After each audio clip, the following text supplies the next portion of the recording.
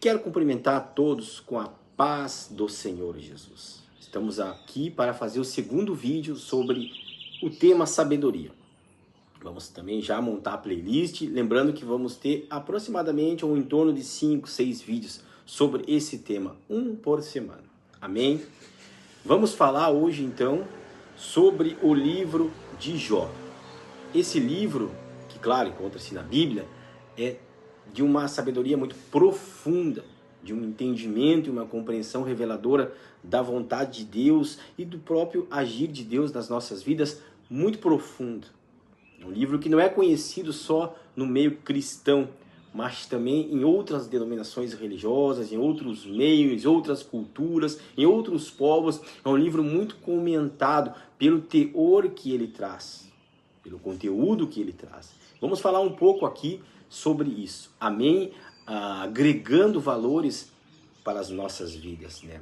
Dando mais entendimento dessa questão que estamos tratando, sabedoria, né? Sabedoria tão importante para nos aproximarmos cada vez mais de Deus, amém? Antes de entrar na Bíblia e ler um versículo aqui, né? Sempre agradeço a Deus por tudo e peço que você se inscreva no canal para ampliar a divulgação do mesmo, né? Postando sempre um comentário para somar, né? E também dando aqui o seu like. Tudo isso soma para a obra de Deus. Amém? Vamos ver o versículo 1 do livro de Jó, que diz assim: havia um homem na terra de Uz, cujo nome era Jó. E era esse homem íntegro, reto e temente a Deus, e desviava-se do mal. Já vimos aqui princípios valorosos de sabedoria, aplicados por Jó na sua vida. Ou seja, um homem temente a Deus, um homem íntegro, reto e que se desviava do mal. Um homem que tinha posses, um homem que tinha temor, que tinha respeito, que tinha conhecimento do que era certo, do que era errado e fazia tudo isso. A palavra diz em sequência que seus filhos não eram assim. Jó orava por eles. Jó tinha um entendimento das coisas, né? Mas o texto segue e nos diz o seguinte, ó, um certo dia, os filhos de Deus vieram apresentar-se perante o Senhor. Veio também Satanás entre eles. Então Deus se manifesta e diz: Satanás, de onde vens? Presta atenção. Satanás respondeu ao Senhor e disse: de rodear a terra e passear sobre ela. Agora é fundamental, porque quem diz algo a alguém aqui no versículo 7 do livro de Jó é Deus.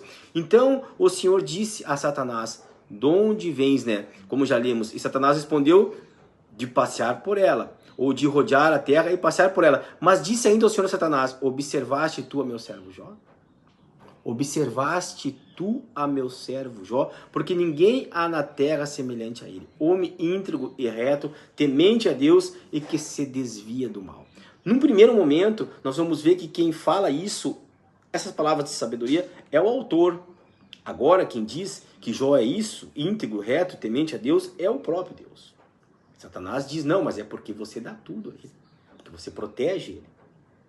Porque se você tocar no que ele tem, certamente ele blasfemará. Então, o próprio Satanás agora reconhece que Jó também tem essas qualidades. Mais adiante no livro, né, o próprio Jó diz que ele era assim, questionando toda a sua dor e o seu sofrimento. Então vamos ver que Deus permite que toque nas coisas de Jó, ou nas coisas que muitos pensam que têm valor, acima do próprio Deus. Como, por exemplo, Satanás tocou primeiro nos seus bens, tirou tudo. Satanás depois tocou na sua família, matou seus filhos. Depois, Satanás tocou na própria vida de Jó, trazendo para ele chagas, doenças, enfermidades. E Jó passou a ser um homem dilacerado em todos os sentidos. Mas Jó não blasfemou. Nós já vimos aqui então que a sabedoria e o temor a Deus, está no temor a Deus, mas não está nitidamente em você valorizar mais os bens, valorizar mais a família, valorizar mais a sua própria vida do que a Deus. Temor a Deus é princípio de sabedoria. Aqui fica muito interessante, preste atenção, quando nós entendemos que naquele tempo havia um pensar diferente dos dias de hoje. Os seres humanos naquele tempo viam muito as coisas na forma da retribuição. Se falava, ou se fala hoje, claro, sobre teologia da retribuição. Lei do talião, lei do olho por olho, dente por dente. Ou seja, você faz, você paga. Você é bom, você recebe o bom. Você é mal, você recebe o mal. Quem te dá isso é Deus. Naquela época, no mundo conhecido, muitos eram politeístas. Então os deuses, retribuíam conforme o ser humano fazia. Mas aqui é um Deus. Está começando aqui a se entender que nosso Deus, que hoje cremos, é um. Mas esse Deus é bondoso ou esse Deus é maldoso? Porque naquele tempo se entendia que a retribuição era de acordo com seus atos. Então se Jó era íntegro, correto diante de Deus e diante de todos, como agora Jó recebe todo esse sofrimento da parte de Deus?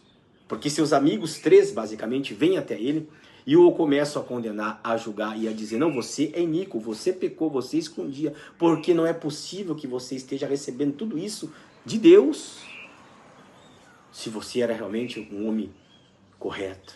O acusam, e todo o sofrimento que Jó passa ainda piora com as acusações daqueles que deveriam ajudá-lo, confortá-lo, animá-lo. Veja que sabedoria tremenda aqui. E para a nossa vida nós podemos entender já que Deus sim é um Deus bondoso, é um Deus zeloso, mas é um Deus justo também. E que seu agir está acima do nosso entendimento. Aquilo que parece mal nas nossas vidas, muitas vezes é, aos olhares de Deus, uma bênção que está sendo preparada. Ou seja, a tua enfermidade, a tua doença, o teu problema, não é maldição.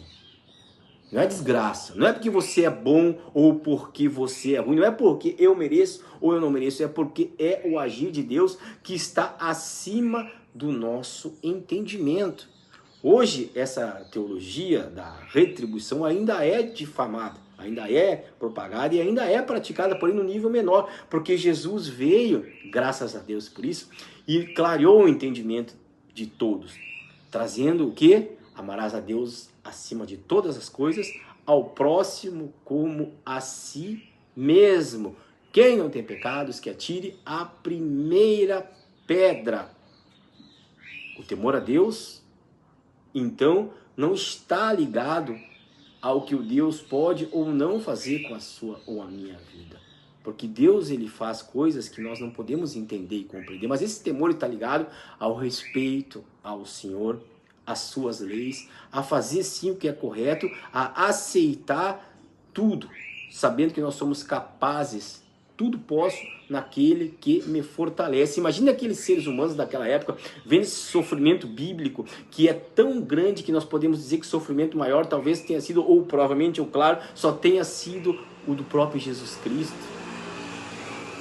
Terrivelmente, Jó sofreu, mas não blasfemou. Passou ainda a conhecer intimamente muito mais a Deus.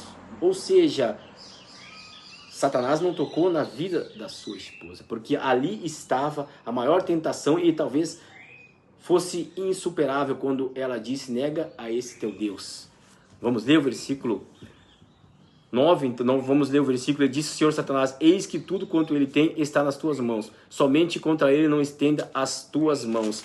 Então ele disse: somente em Jó não toque. Mas no capítulo 2 do versículo 9 do livro de Jó diz assim: então sua mulher lhe disse: ainda retens a tua sinceridade, amaldiçoa a Deus e morre. Amaldiçoa esse teu Deus e morre.